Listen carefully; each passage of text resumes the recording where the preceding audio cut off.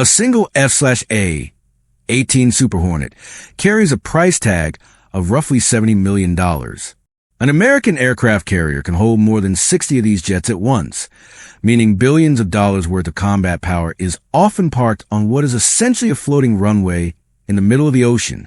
Now imagine adding a Category 5 hurricane to that equation. Winds exceeding 150 miles per hour, waves towering higher than buildings, and a deck that never stops moving. In those conditions, one loose chain or one misprocedure can turn a multi-ton fighter jet into a deadly, uncontrollable projectile. That nightmare scenario became reality in July 2022 when violent weather-torn F/A-18 from the deck of the USS Harry S.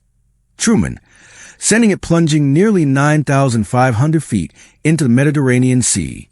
The jet was gone in seconds. The real question isn't whether storms will strike naval carriers, because they always do. The real question is how the U.S. Navy prevents billions of dollars in aircraft from becoming permanent ocean debris. The United States Navy currently operates 11 nuclear-powered supercarriers, each one functioning as a mobile air base more powerful than the entire air force of many nations. These ships operate nonstop, 24 hours a day, regardless of geography, season, or weather. Hurricane season stretches from June through November, but carriers don't get to pause operations or pull into shelter. They must sail directly through some of the most violent environments on Earth and keep fighting while doing it. To understand the challenge, you first have to understand what's at stake. A modern Nimitz-class aircraft carrier costs around $8.5 billion to build. Its successor, the Gerald R. Ford class, costs over $13 billion.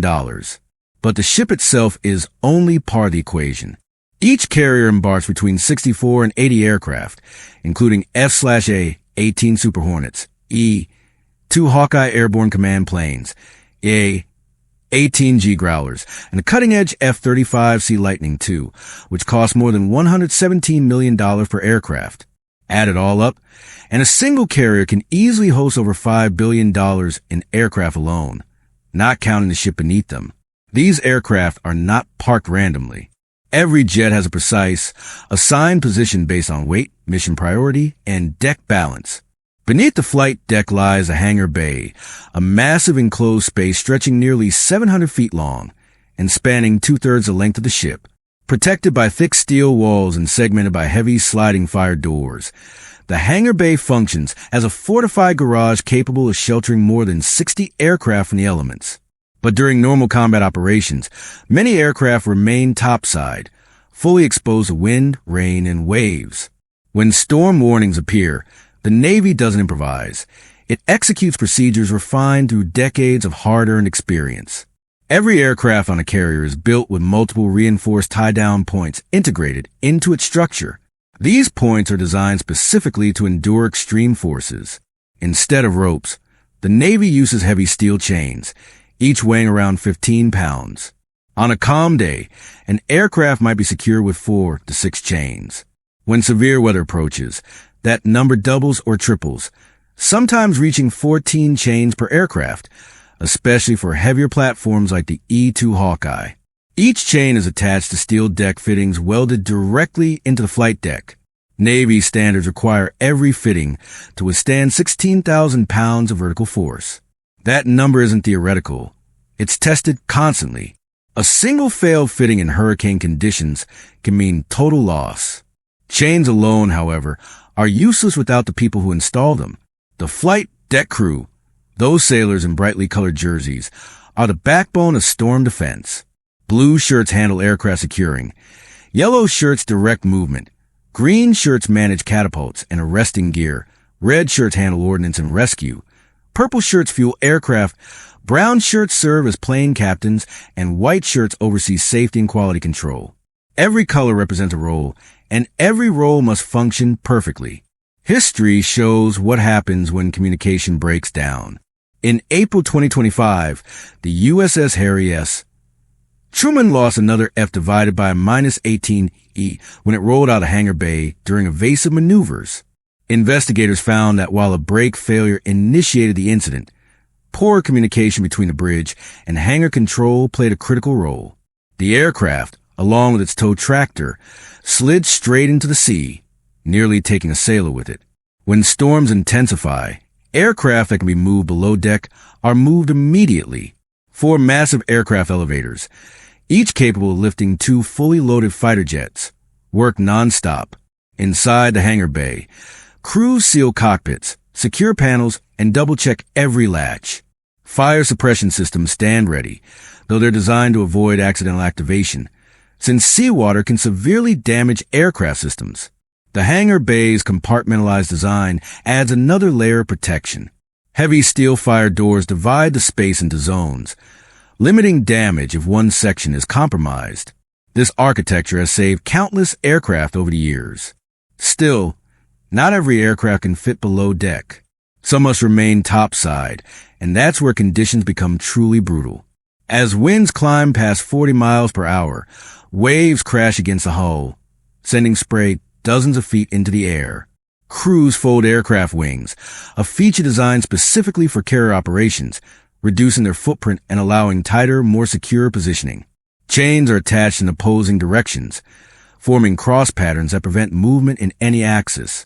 Sailors describe storm tie-downs as trying to restrain a bucking animal, except the animal weighs over 30,000 pounds and costs more than most houses. These procedures exist because of tragedies like Typhoon Cobra in 1944, when violent storms sank ships, destroyed aircraft, and killed sailors. A young officer named Gerald Ford, later President of the United States, fought fires aboard the USS Monterey during that storm.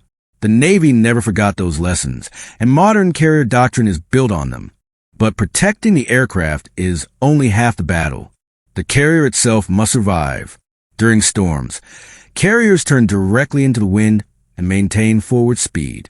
This reduces deck wind loads and prevents waves from striking the ship broadside. Advanced stabilization systems adjust automatically, countering roll and pitch in real time. The ship's design ensures its center of buoyancy sits above its center of gravity, meaning physics actively works to right the vessel when it tilts. Modern carriers also rely on constant weather intelligence. Satellite data, real-time forecasts, and reports from Hurricane Hunter aircraft feed directly to the bridge. Communication between departments becomes critical, because during storms, carriers may also be dodging missiles, tracking drones, or executing combat maneuvers. That reality played out during the 2024 to 2025 Red Sea deployment, when the USS Harry S.